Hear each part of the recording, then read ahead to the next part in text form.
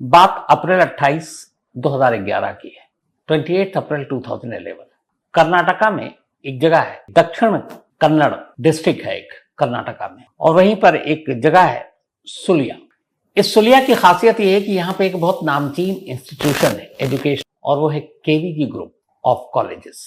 केवीजी एक नामी पूरे कर्नाटक में, इनके अपने तमाम कॉलेजेस हैं, इनके अपने तमाम इंस्टीट्यूट हैं, इनके तमाम मेडिकल कॉलेज। और इसी केवीजी ग्रुप के जो एडमिनिस्ट्रेटिंग अफसर थे उनका नाम राम कृष्ण, उम्र करीब 48 साल, फैमिली में पत्नी, एक 15 साल का बेटा और एक करीब 25 साल की बेटी। बेटी बेंगलोर में सॉफ्टवेयर इंजीनियर, बेटा 15 साल वहीं सुलिया में ही पढ़ाई कर रहा था। शाम का वक्त था, 28 अप्रैल 2011। रामकृष्ण जी के 15 साल के बेटे का उसी दिन जन्मदिन था। शाम के वक्त उन्होंने कहा कि बर्थडे पार्टी शुरू हो, उससे पहले उनका रोजाना का एक रूटीन था वॉक करना। तो इवनिंग वॉक के लिए वो अपने बेटे के साथ निकले उसी केवीजी ग्रुप कैंपस के अंदर, और वो वॉक कर ही रहे थे। बेटा थोड़ा पीछे था, वो आगे थे। तभी अचानक दो लोग आते हैं जिनके चेहरे पर नकाब था, और दोनों रामकृष्ण पर हमला कर देते हैं। हमला करने के बाद दोनों भाग जाते हैं। रामकृष्ण इस हमले से बेहोश होकर जमीन पर गिर पड़ते हैं। बेटा देखता है पापा को, वो चीखता है। आसपास में जो दूसरे लोग वॉक कर रहे थे वो आते हैं और फिर फटाफट उनको उठाकर उसी कैंपस में ही केवीजी मेडिकल कॉलेज था, वहां ले जाया जाता है। वहां जाने के बाद डॉक्टरों से पता चलता है कि उनकी मौत हो चुकी। केवीजी ग्रुप के एक तब इतने बड़े रैंक के अफसर, पूरा एडमिनिस्ट्रेशन जिनके अंडर में, और उनका कत्ल, वो भी सरेआम। फौरन पुलिस मामले की तफ्तीश शुरू कर देती है। पूछताछ होती है उनकी पत्नी से, फैमिली से, जो केवीजी ग्रुप के लोग थे उनसे, उनके मालिकान से। लंबी पूछताछ का सिलसिला चलता है लेकिन कोई क्लू नहीं मिलता, और पुलिस हैरान थी कि मतलब इतना खुलेआम दो लोग आते हैं और एक इतने बड़े अफसर को मारकर चले जाते हैं। चेहरे पे उन्होंने मास्क पहन रखा था, किसी ने देखा नहीं। बेटा चश्मदीद था लेकिन वो पहचान नहीं पाता था। अब पुलिस की मुश्किल ये कि एक बड़े अफसर का कत्ल, प्रेशर भी पुलिस पर।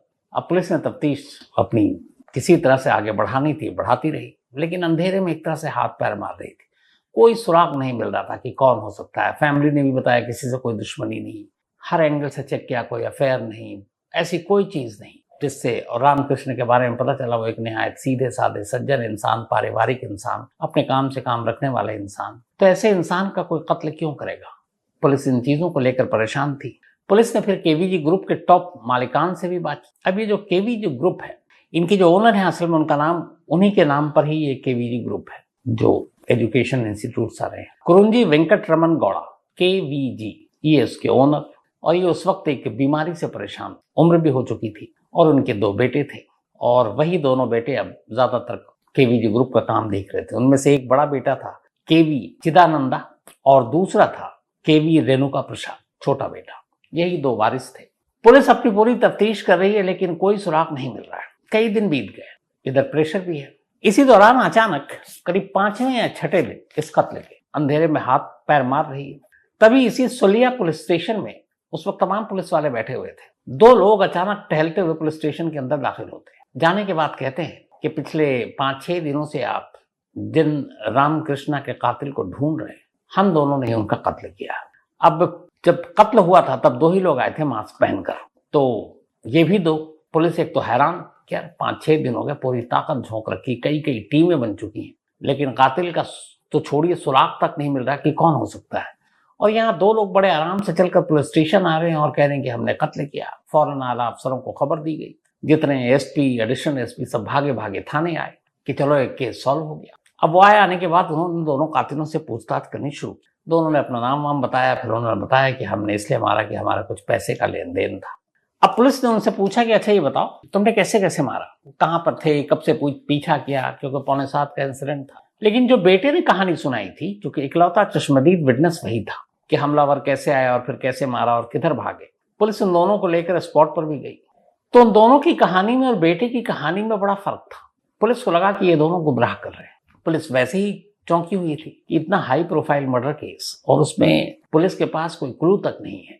और ऐसे में पुलिस का काम आसान करने के लिए बड़े शराफत दो कातिल चले आते हैं थाने में, कहते हैं जी पकड़ो हमने कत्ल किया है। तो उनकी पूरी कहानी पर और उन पर पुलिस को, जो आला अफसर थे, उनको शक होता है। जब शक होता है तो फिर तसल्ली से फिर पुलिसिया अंदाज में उनसे पूछताछ होती है। आए तो थे वो किसी और काम से, उन्हें लगा था कि एक्सेप्ट करेंगे अपना जुर्म, पुलिस भी खुश होगी और उसके बाद वो जेल भेज दिए जाएंगे, फिर मुकदमा चलेगा, फिर देखा जाएगा। लेकिन यह उल्टा पड़ गया, पुलिस को उनकी बातों से, उनके बयानों से शक हो गया और अब पुलिस उनकी खातिरदारी पर लग गई। अच्छी खासी खातिरदारी हुई, दोनों टूट गए। फिर उन्होंने कहा माफ कीजिएगा, हमें असल में एक और शख्स, उसने पैसे दिए थे 5 लाख रुपए, और उसने कहा कि तुम जाओ और ये रामकृष्णन के कत्ल का इल्जाम तुम दोनों अपने सर पर ले लो, बाकी जेल जब जाओगे वहां से हम तुम्हारा मुकदमा और देख लेंगे, तुमको बाहर ले आएंगे, क्योंकि सबूत कुछ है नहीं। तो साहब हम इसीलिए दोनों चले गए।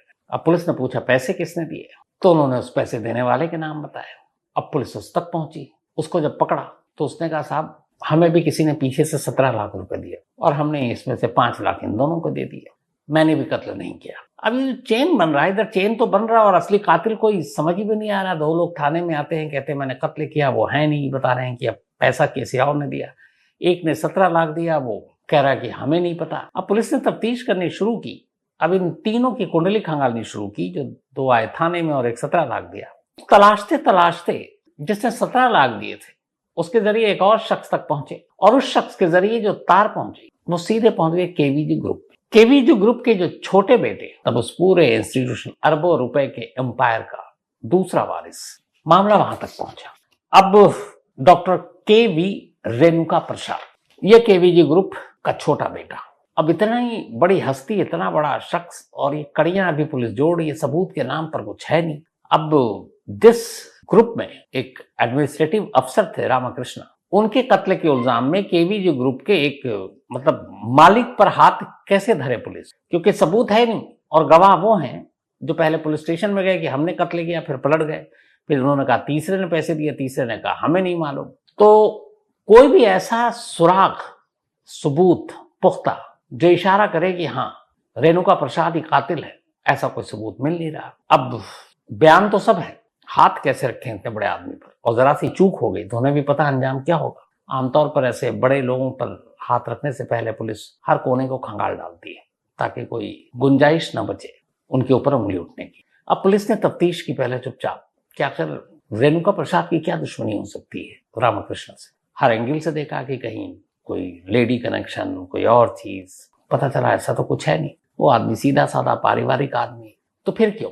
लेकिन इसी तफ्तीश के दौरान पूछताछ करते करते पुलिस को पता चला कि जो रेणुका प्रसाद की बीवी है उनका एक फार्म हाउस है, और उस फार्म हाउस में एक मीटिंग हुई थी इस कत्ल से पहले, यानी कि ये कत्ल हुआ था 28 अप्रैल 2011, और उसमें जो कातिल थे और बाकी साजिश रचने वाले लोग थे वो सब वहां इकट्ठे हुए थे। कॉल डिटेल और बाकी चीजों से पुलिस ने उनकी मौजूदगी को पुख्ता कर लिया। तो अब सबसे बड़ी चीज ये कि केवी प्रसाद की वाइफ के फार्म हाउस में कोई अननोन या बाहर का शख्स आकर किसी कत्ल की प्लानिंग नहीं कर सकता। ये एक पुख्ता सबूत और गवाह मिल गया पुलिस को। अब जब मिला तो फिर पुलिस ने और बारीकी से तफ्तीश की, तो फिर एक कहानी सामने। कहानी ये थी कि केवीजी ग्रुप के जो ओनर थे मिस्टर कुरंजी वेंकटरमन गौड़, केवीजी इन्हीं के नाम पर, इनके बहुत सारे school, colleges, polytechnic colleges, medical colleges, मतलब अरबों का एम्पायर है। अब उनको एक बीमारी हो गई, उसकी वजह से वो बहुत ज्यादा एक्टिव रहे नहीं। 2 बेटे थे, अब इस पूरे एम्पायर पर किसका कब्जा हो, कौन उत्तराधिकारी हो, उसको लेकर दोनों बेटों में झगड़ा चल रहा था। तो बंटवारे की काफी कोशिश की केवीजी ने, लेकिन वो बात बन नहीं रही थी। अब वो ये भी नहीं चाहते थे कि इस ग्रुप को डिवाइड कर दें कि आधी बिल्डिंग तुम देखो, आधी ऐसे। उन्होंने कहा ऐसे एजुकेशन इंस्टीट्यूट चलेगा नहीं। तो उन्होंने दोनों बेटों में से ये समझने की कोशिश की कि कोई शायद पैसे ले ले। तो उन्होंने पहले 16 करोड़, फिर 20 करोड़ एक बेटे को देकर के तुम पैसे ले लो, एक ये ले लो, पर बात नहीं बन रही थी। लेकिन इस बात न बनने से फिर रामकृष्ण के कत्ल का क्या मामला। तो अब जब पुलिस केवीजी के अंदर घुसी और तमाम स्टाफ से और तमाम केवीजी से ही खुद बात की, उसके बड़े बेटे से बात की मिस्टर चिदानंदा, तो पता चला कि जब भी एम्पायर के बंटवारे की बात होती थी तो उस बंटवारे की मीटिंग में हमेशा रामकृष्ण जरूर मौजूद रहते थे। और उसकी वजह यह थी कि रामकृष्ण केवीजी के बहुत करीब थे, उनकी फैमिली बॉन्डिंग थी, फैमिली रिलेशन थे। रामकृष्ण के फादर और मदर वो दोनों भी टीचर हुआ करते थे, और केवीजी का अपना पूरा एजुकेशन का ही इंस्टीट्यूट, कॉलेज थे, तो उसकी वजह से बड़ी करीबी थी। और हर इंपॉर्टेंट फैसले में, इसीलिए वो पूरे केवीजी ग्रुप के एडमिनिस्ट्रेटर थे, तो हर ऐसे मुद्दों पर वो उनसे सलाह जरूर लेते थे। तो जब भी ऐसी मीटिंग होती तो रामकृष्ण हमेशा जो केवीजी की राय होती उनके तरफ होते, या फिर बंटवारा इंस्टीट्यूट का ना हो, इसको लेकर जो उनके बड़े बेटे चिदानंदा की राय होती उसका भी कई बार उन्होंने सपोर्ट किया। तो इस सपोर्ट की वजह से जो छोटा बेटा है रेणुका प्रसाद, उसे लगा कि रामकृष्ण जो है हमेशा मेरे बड़े भाई का सपोर्ट करता है, तो अगर ऐसा कोई बंटवारा होता है विरासत का तो रामकृष्ण उसी की तरफ जाएगा। और ये बात उसके दिल में बैठ गई और इसीलिए कई बार उसने रामकृष्ण से लड़ाई झगड़ा भी किया था, लेकिन रामकृष्ण ने उसको समझाया था क्योंकि सब फैमिली मानते थे, उन्हें मालूम नहीं था कभी ऐसा भी होगा। तो जब इस बंटवारे की लड़ाई और इस लड़ाई में रामकृष्ण का झुकाव केवीजी और उनके बड़े बेटे की तरफ एक मोटिव सामने आया कि ये मकसद हो सकता है इस कत्ल का। जब मोटिव आया, उधर फार्म हाउस में एक मीटिंग की पुख्ता जानकारी या सबूत आ गए, तब पुलिस ने कहा कि अब रेणुका प्रसाद पर हाथ डाल सकते। इसके बाद पुलिस की एक टीम ने एक रोज केवीजी ग्रुप के ओनर में से एक डॉक्टर रेणुका प्रसाद को गिरफ्तार कर लिया। इल्जाम था रामकृष्ण के कत्ल का, उन्हीं के ग्रुप के एडमिनिस्ट्रेटर अफसर का। कत्ल किया के बाद ये जब गिरफ्तारी हुई तो मीडिया में हंगामा मच गया क्योंकि कर्नाटक में बहुत बड़ा नाम है केवीजी का। अब गिरफ्तार कर लिया, लेकिन पुलिस के सामने चैलेंज था कि एक पुख्ता चार्जशीट तैयार करे, क्योंकि बड़े आदमी के गिरबान पर तो हाथ डाल दिया, अब उसे अंजाम तक पहुंचाना है। पुलिस ने बड़ी मेहनत की, बड़ी मुश्किल के बाद उन्होंने चार्जशीट दाखिल की। चार्जशीट तैयार की। मेन कॉन्स्पिरेटर आरोपी नंबर 1 रेणुका प्रसाद को माना। 2 भाड़े के हत्यारे थे जिन्होंने कत्ल किया था पैसे लेकर, और बाकी 2 और लोग थे। तो कुल 5 लोगों को इस साजिश में शामिल माना। 5 के खिलाफ चार्जशीट दाखिल की गई। अब ये मामला पहुंचा सेशन कोर्ट में, लोअर कोर्ट। लोअर कोर्ट में इसको लेकर बड़ी बहस हुई, पुलिस ने तमाम चीजें दी, लेकिन यहाँ इशू ये आ गया कि पुलिस के जितने भी गवाह थे वो सारे केवीजी ग्रुप के ही एम्प्लॉय थे। एक बाहर की गवाह थी और वो खुद जो डिकीज यानी जिनका कत्ल हुआ रामकृष्ण, उनकी वाइफ ममता। लेकिन हैरत अंगेज तौर पर कोर्ट में ममता ने भी रेणुका प्रसाद के खिलाफ गवाही नहीं दी। तो बाकी जो है केवीजी ग्रुप के एम्प्लॉय थे वो तो हॉस्टाइल हो गए, बदल गए। उन्होंने हर चीज से मना कर दिया कि नहीं, कभी जायदाद के बंटवारे को लेकर उनका गुस्सा नहीं था, कभी ऐसा नहीं था। और यहां तक कि सबसे पुलिस के लिए भी हैरान करने वाली बात यह थी कि खुद रामकृष्ण जिनका केस, जिनकी चार्जशीट पुलिस तैयार कर रही थी, जिनकी इतनी इन्वेस्टिगेशन की, उनकी वाइफ भी एक तरह से हॉस्टाइल हो गई। अब ये सारी चीजें हो गई। कोर्ट में ट्रायल के बाद जजमेंट का दिन आया और बड़ी हैरानी हुई तब जब पहली बार में लोअर कोर्ट ने तमाम दलीलों और बहस के बाद रेणुका प्रसाद समेत तमाम 5 लोगों को बरी कर दिया। कोर्ट ने अपने जजमेंट में कहा कि ऐसा कोई सबूत, ऐसा कोई चश्मदीद पुलिस पेश नहीं कर पाई जिससे यह साबित हो कि रामकृष्ण के कत्ल में कहीं भी रेणुका प्रसाद या बाकी के उसके 4 लोगों का हाथ है। और ऐसा एक भी गवाह पुलिस अदालत तक नहीं ला पाई। जितने भी अदालतों के नाम पुलिस ने अपनी चार्जशीट में दाखिल किए थे केस में, वो सारे गवाह जो आए भी कोर्ट में तो पुलिस के उलट उन्होंने बयान दे दिया। तो इसीलिए कोई सबूत नहीं है, ये कहकर कोर्ट ने छोड़ दिया। जब छोड़ा तो हंगामा मच गया, पुलिस के ऊपर काफी उंगलियां उठी। ये भी उठा कि कितने बड़े नामचीन इंसान को पुलिस ने बेवजह उठाया, बेवजह कत्ल में फंसाया। अब पुलिस की इज्जत एक तरह से मिट्टी में मिल गई। लेकिन पुलिस को मालूम था कि नहीं, गवाह जरूर पलटे हैं, केस में दम है।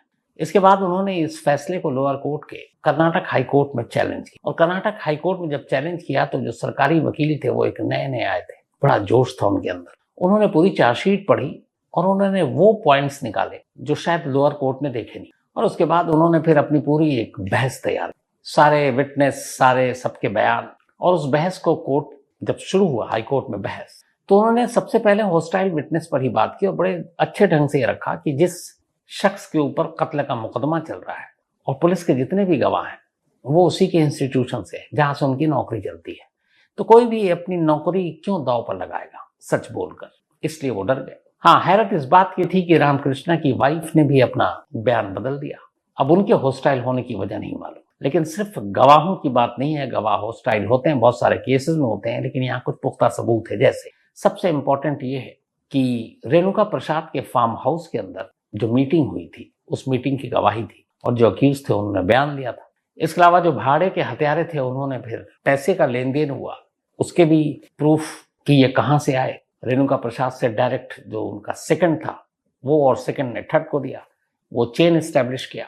तो हाईकोर्ट में इस केस को बड़े बेहतरीन ढंग से सरकारी वकील ने लड़ा। अंजाम ये हुआ 5 अक्टूबर 2016 को पूरे कर्नाटक की नजर इस केस के फैसले पर थी, क्योंकि पहली बार ऐसा था कि लोअर कोर्ट ने इतने हाई प्रोफाइल केस में हर एक को बरी कर दिया था। और सबको यही लग रहा था कि चूंकि सारे सबूत वही हैं, सारे गवाह वही हैं, गवाह तो हॉस्टाइल भी हो चुके हैं, तो शायद हाईकोर्ट का फैसला भी वही होगा और कर्नाटक पुलिस की एक बार फिर भद्द पिटेगी। लेकिन हाईकोर्ट ने ऐसा नहीं किया। 5 अक्टूबर 2016 को हाईकोर्ट ने अपना फैसला सुनाया। सीक्वेंस ऑफ इवेंट्स, पैसों के ट्रांजैक्शन, फार्म हाउस की मीटिंग और उस बंटवारे को लेकर हमेशा रामकृष्ण का एक पक्ष की तरफ झुकाव, ये सारी चीजें सरकारी वकील ने जो कर्नाटक पुलिस की कोर्ट में साबित कर दिया। और इस साबित करने के बाद नतीजा ये हुआ कि कर्नाटक हाई कोर्ट ने 5 अक्टूबर 2016 को अपना फैसला सुनाया और इसमें इन 5 में से 4 लोगों को उम्र कैद की सजा सुनाई, जिसमें केवीजी ग्रुप के तीसरे मालिक डॉक्टर रेणुका प्रसाद का नाम भी था। साथ ही 10 लाख रुपए जुर्माना रेणुका प्रसाद पर, और ये कि आप रामकृष्ण की वाइफ को देंगे ये पैसे। 5वां जो है वो अरेस्ट हुआ ही नहीं था, भागा हुआ था, तो इसलिए उसके ऊपर कोई फैसला आया नहीं। तो 4 को उम्र कैद की सजा सुनाई गई 2016 में। ये चारों अभी भी कर्नाटक में उम्र कैद की सजा काट रहे हैं जेल के अंदर। 5वीं की तलाश की जा रही है। लेकिन आज भी ये पहेली है कि रामकृष्ण की वाइफ इस केस में हॉस्टाइल कैसे हो, क्या मजबूरियां थी, क्या वजह थी कि उन्होंने अपने पति के कातिल के खिलाफ बयान नहीं दी। तो ये थी वो कहानी